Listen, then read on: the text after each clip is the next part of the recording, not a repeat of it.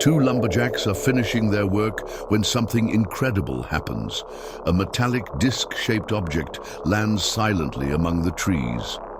From it, a humanoid creature in a green suit emerges, with stiff movements and a disturbing appearance.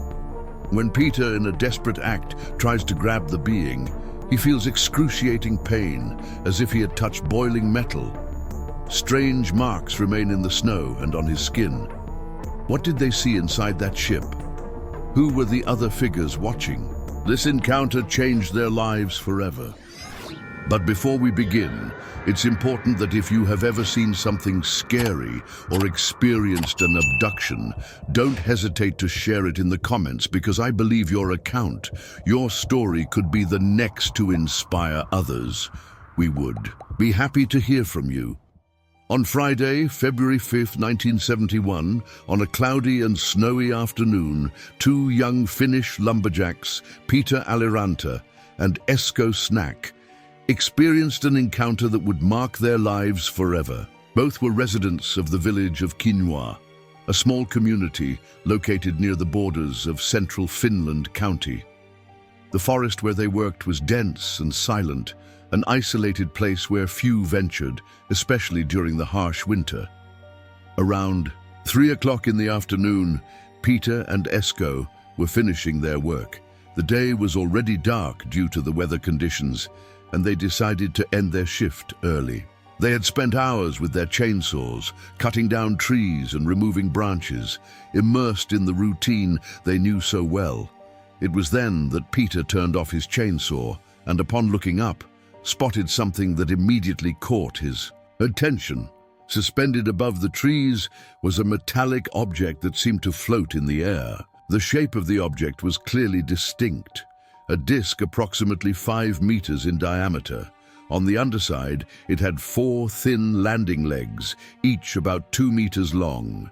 The object was slowly descending toward a clearing in the forest, hovering a few meters above the ground. Peter watched in silence, intrigued and slightly paralyzed by the sight. Esco, however, was still focused on his work, chainsaw running, unaware of what was happening. As Peter followed the object's descent, he noticed a circular opening on the bottom of the disc. Within seconds, the object landed firmly on the snow, without sinking, despite its metallic appearance and considerable size. It was then that something even more surprising happened. A small figure emerged from the opening.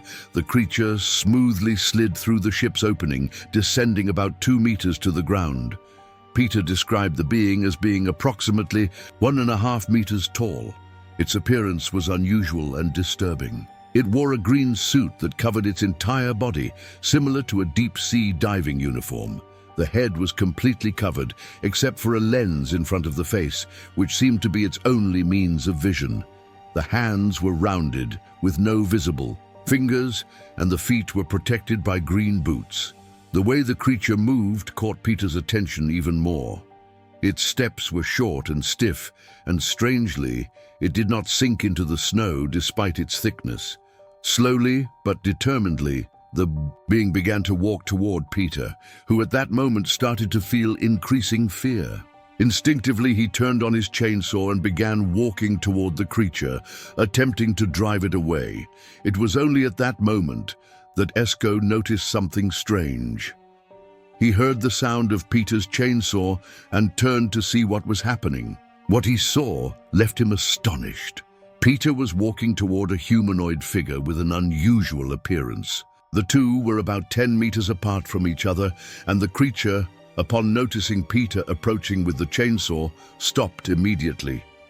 With calculated movements, the being turned and began to return toward the disc. Peter, now encouraged, quickened his pace, keeping the chainsaw running as an attempt to intimidate. As he got closer to the ship, Peter noticed something that heightened the mystery even further. Through small windows on the disc, he could spot other figures similar to the being outside the ship. They seemed to be watching him attentively. When Peter was about to reach the creature, something unexpected happened. The being began to float again, slowly rising toward the opening on the bottom of the disc. Determined not to let it escape, Peter made a desperate attempt. He reached out and grabbed the heel of the creature's boot with his bare hand. However, upon doing so, he felt an intense and immediate pain. As if he had touched hot metal, he instantly released the creature, stepping back a few paces due to the burn he suffered. The pain and shock prevented Peter from continuing his pursuit. The creature, now free, floated back into the ship. The opening on the bottom closed, and within seconds the disc began to rise again. As it ascended, a gust of wind hit Peter and Esco, but no sound or light was emitted by the object. In a few moments it disappeared into the sky, leaving the two lumberjacks stunned. After the disappearance of the ship, Peter and Esco remained still for a few minutes, processing what they had just experienced. Both reported a feeling of stiffness in their bodies and difficulty moving, especially Peter, who had the closest contact with the creature.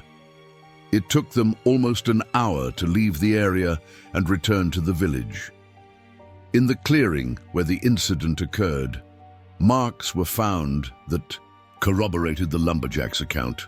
In the snow, there were impressions of the ship's landing legs and the creature's unique footprints. Despite this, there were no other visible signs, such as smoke, lights, or any residue left by the ship. Peter suffered a burn on his hand for about 2 months. The injury was described as similar to a burn from hot metal and left visible marks during that period. The event had a significant psychological impact on both men, who reported difficulty talking about what happened in the following days. They described the experience as something surreal and beyond any logical explanation.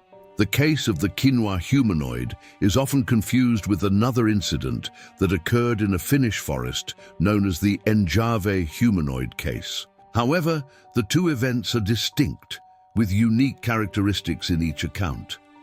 The story of Peter and Esco remains one of Finland's most intriguing UFO encounters, being discussed by enthusiasts and researchers of the UFO phenomenon. Although the sighting lasted only about 3 minutes, it left a lasting mark on the lives of those involved. The clarity of the details provided by Peter and Esco, along with the physical evidence at the site, make this case one of the most documented of its time. To this day, it remains unexplained, fueling debates and theories about the existence of extraterrestrial life and the mysteries that inhabit the planet's isolated forests. For those curious about the UFO phenomenon, the Quinoa Humanoid case is a reminder that sometimes the most extraordinary encounters can happen in the most unlikely places.